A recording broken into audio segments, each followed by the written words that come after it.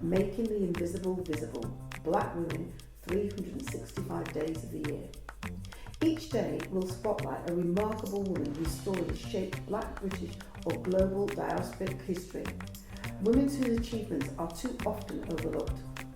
Through these daily short films, we create a living, breathing archive of leadership, creativity, resistance and legacy. Let's begin. So, hi, my name is Siana Bangura and I am many things out in the world, but I'm primarily a writer and a producer, a community organiser, a curator and a builder, a weaver. That's what I do out in the world. That's the role I play. So you'll find me across different spaces, primarily working in the arts ecosystem in the UK and beyond. I also do a lot of systems change work, campaigning work, transformational governance work. So you kind of see me in spaces where we're building alternative futures, where we're questioning power, thinking about our structures. When we're thinking about questions of justice, that's often where you will find me kind of shape-shifting and changing form, but still with the one and same message, which is always this question of how do we center voices and experiences that have been traditionally marginalized and move them from the margins to the center. And I often say that to kind of allude to the work and the words of bell hooks.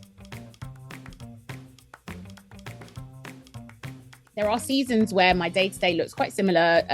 I'm very much outside, but then sometimes I'm inside and often change to this laptop, doing all the kind of like behind the scenes work. I'm a playwright, I work in theatre as well. Like I said, I'm a producer. I do a lot of kind of cultural strategy work. So yeah, you're spending a lot of time just behind the scenes, writing proposals, researching, reading, forever on Zoom, Slack, and all these kinds of things. And mentoring or connecting, just, a lot of kind of different type of stuff. But when in particular seasons, when I'm out in the field, shall we say, if I'm making a film or documentary, then I'm going to be kind of doing that. Right now I'm doing quite a lot of work on the question of tech justice, as it intersects, as technology intersects with socio-political matters. So I think it just depends on kind of what is the focus of the moment for me. And that's kind of shapes my days and my weeks and my months.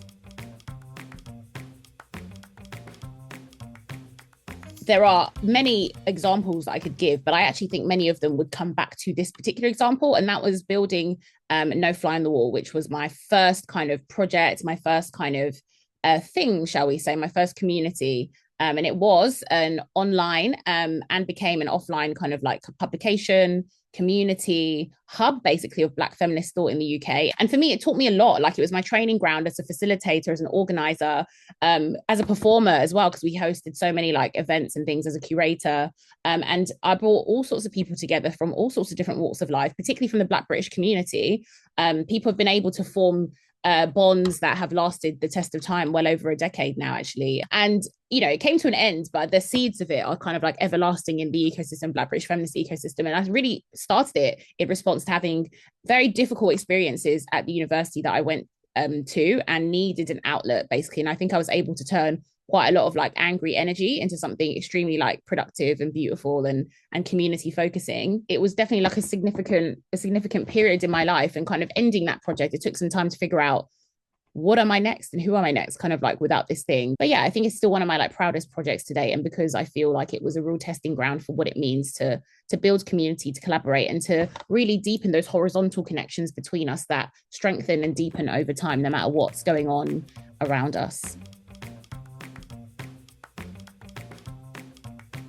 I often come across as quite like indefatigable, lots of energy, which I do have. I'm definitely an extrovert. But I always do say, but to be an artist, to be a writer, I build worlds, I write worlds, particularly from observation. You actually do have to, as much as you talk a lot and put out quite a lot of energy, you do also have a reserved side to you as well, and an observational side, and potentially like a quieter side to yourself.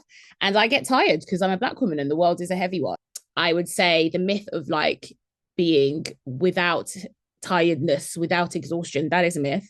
And like anybody else, myself and others, we get tired too. So I think that's important, and we struggle too and need support as well.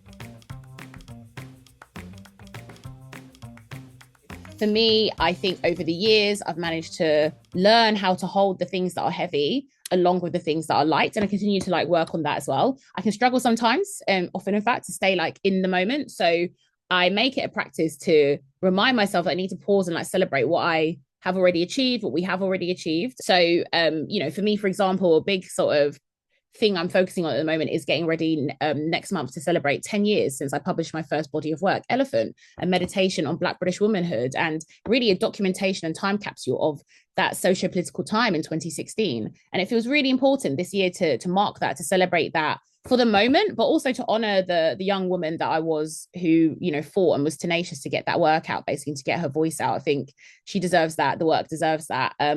And yeah, it'll be a nice moment to like get back on stage, bring my people together, and just like really celebrate. And even beyond that, just marking, you know, being here for well over a decade now in the kind of economic climate that we're in, the kind of political climate that we're in. This is not easy as a freelance creative who's very, very driven by questions of power and justice. So it's important to celebrate that staying power and to show that it can be done, it will be done. We're here, I'm here, and we'll continue to be here. Thank you for joining us for today's story. Making the Invisible Visible is our commitment to ensuring that Black women's histories and contributions are recognised, valued and kept in daily circulation. Across 2026, we will continue to share these powerful narratives, 365 days of impact, brilliance and inspiration. Stay connected, join the conversation, and help us champion the women whose journeys continue to shape our world.